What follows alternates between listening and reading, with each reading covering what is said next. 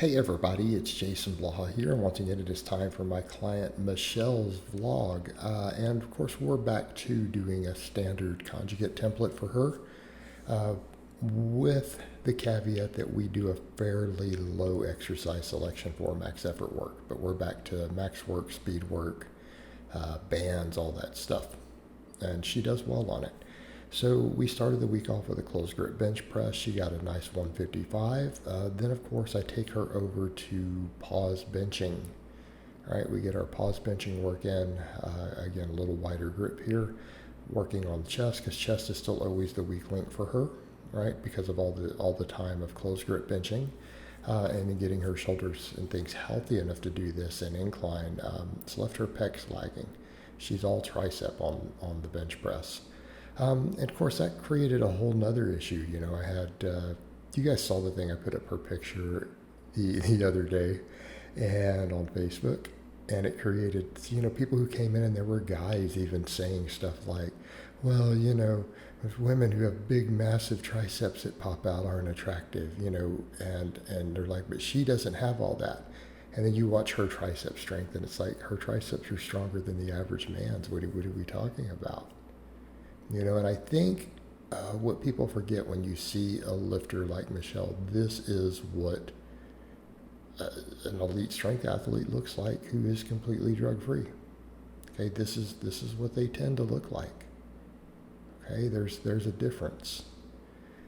So what people are concerned about with women obtaining a certain look has nothing to do with lifting weights or being strong. It has to do with hormones that they're taking. Okay? So again, we need to understand that difference.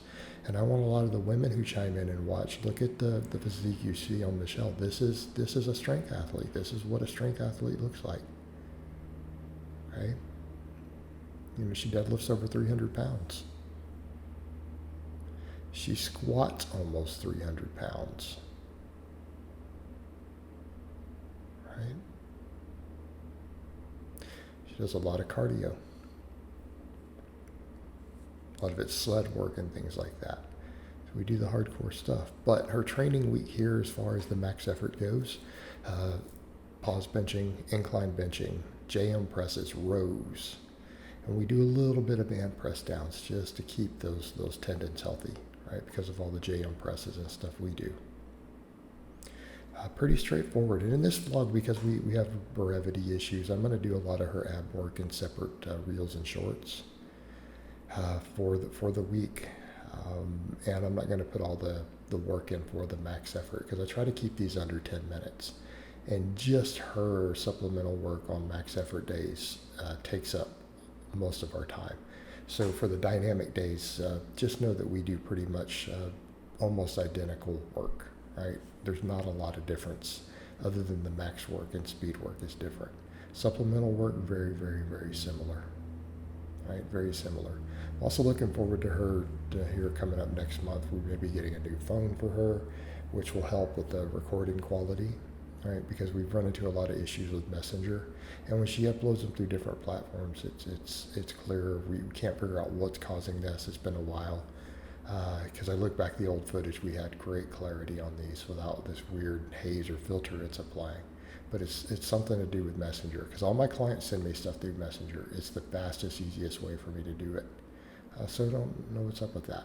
250 on the safety bar squat, though. We're happy with that. Good depth. That was her max effort lift for lower this week. Her supplemental work, we're doing hip thrusts. Right? We do hip thrusts. Of course, she's wearing the hip circle.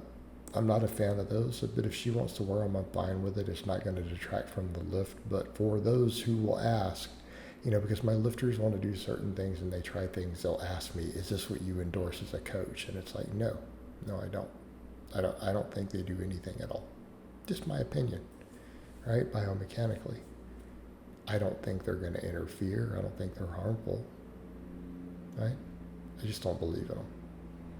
And there's no biomechanical reason to think that they do anything useful. It's my opinion. People are free to disagree. But if it's not interfering with my lifter and they want to do something, I'm okay with that. But again, I have to point those things out because, stuff that comes up in blogs or when they see my clients do something, it's like, well, if his client does it, he must, promote it. And it's like, no, it's not always the case, right?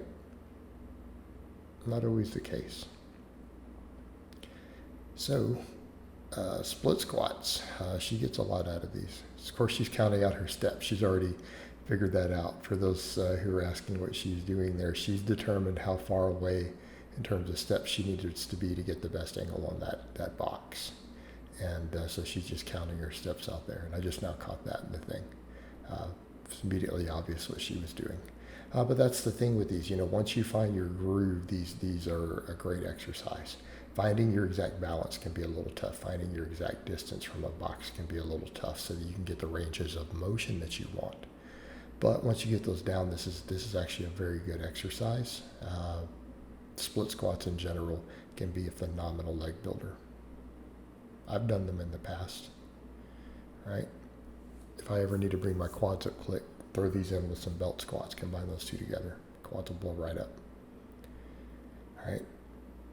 So we do split squats after the hip thrusts. Then we do glute ham raises and reverse hyperextensions. Of course, those are high on my list of exercises. All right. High on my list of exercises. She gets a little more total volume and a little more exercise variation than a lot of my lifters. And again, it has to do with the fact that women can usually handle a little more total volume than men, right? They can handle a little more. A lot of my guys, if I tried to give them the volumes I give her in terms of sets, reps, fatigue, everything else, as far as the same reps and reserve, it would be a bit much. A lot of them would struggle with recovery.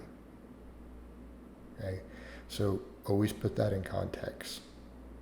Always put that in context. With my men, I find I really, really have to watch total volume. The longer I've done this as a coach and compared, the more that I find that men simply need less volumes. Right? She can get away with a lot more. All right. Here we are doing the reverse hyperextensions. Again, exercise I'm a huge fan of. And then, of course, after this, we'll finish the week up. I'll just show you guys one set of each of her speed movements. We do speed bench. She rotates grips. Speed bench against bands. So we do wide, medium, close. She's doing speed boxes with the safety bar on a box squat. And then she does conventional deadlifts. And we do all of those against bands, which you guys will see one set of each here at the end. So I hope it has been informative. And I will talk to you guys next time.